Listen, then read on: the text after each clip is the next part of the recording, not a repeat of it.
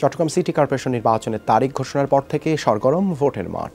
বিশেষ করে বড় দুই দলের পাল্টাপাল্টি অভিযোগে তৈরি হয়েছে উত্তাপ উত্তেজনা। প্রচারণায় বাধা আর পুলিশি হয়রানিতে ক্ষুব্ধ বিএনপির মেয়র প্রার্থী, তবে অভিযোগ উড়িয়ে দিচ্ছেন আওয়ামী লীগের প্রার্থী। সবাইকে সহনশীল থাকার পরামর্শ নির্বাচন কমিশনের। চট্টগ্রামে আবারও আলোচনায় সিটি কর্পোরেশন নির্বাচন।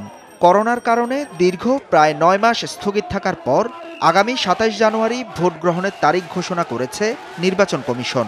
এরই মধ্যে বড় দুই দলের মেয়র প্রার্থীদের অভিযোগ আর পাল্টাপাল্টি বক্তব্য উত্তাপ ছড়াচ্ছে মাঠে। সভা সমাবেশে পুলিশি বাধার অভিযোগ এনে অবাধ সুষ্ঠু নির্বাচন নিয়ে সংশয় প্রকাশ করেছেন বিএনপির মেয়র প্রার্থী। তার অভিযোগ, নির্বাচনের তারিখ ঘোষণার পর থেকে বিএনপি নেতাকর্মীদের ঘরে ঘরে গিয়ে তল্লাশি আর হয়রানি করা হচ্ছে। আমরা দেখেছি যে বিভিন্ন ওয়ার্ডে পুলিশের কিছু অতি উৎসাহী কর্মচারীরা তারা বিভিন্ন ওয়ার্ডের নেতাকর্মীদের বাসায় গিয়ে তারা ভীতি প্রদর্শন করছে। জামিনে যারা আছে তাদের বাসায় পুলিশ গিয়ে সেখানে মহড়া দিচ্ছে।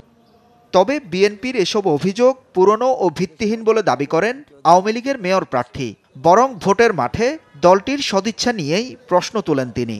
হয়তো পুলিশ ওনাদের থেকে চেয়েছে পারমিশন, মাইকের পারমিশন নিয়েছেন কিনা তো হয়তো জানতে চেয়েছে।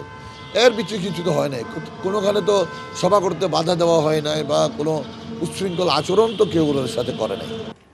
গণসংযোগে অনাকাঙ্ক্ষিত ঘটনা এড়াতে সব পক্ষকে সহনশীল থাকার আহ্বান নির্বাচন কমিশনের। সুষ্ঠু পরিবেশ বজায় রাখতে কঠোর অবস্থানের কথাও বলছেন কর্মকর্তারা। যাতে সকলেই প্রচারণায় সমান সুযোগ পায়, সুন্দর একটি পরিবেশ থাকে, এবং নির্বাচন কমিশনের পক্ষ থেকে আমরা এই বিষয়গুলো কঠোরভাবে আমরা দেখভাল করব।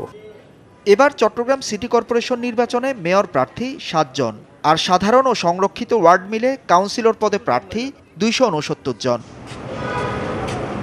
হুসাইন জিয়াদ, যমুনা নিউজ, চট্টগ্রাম।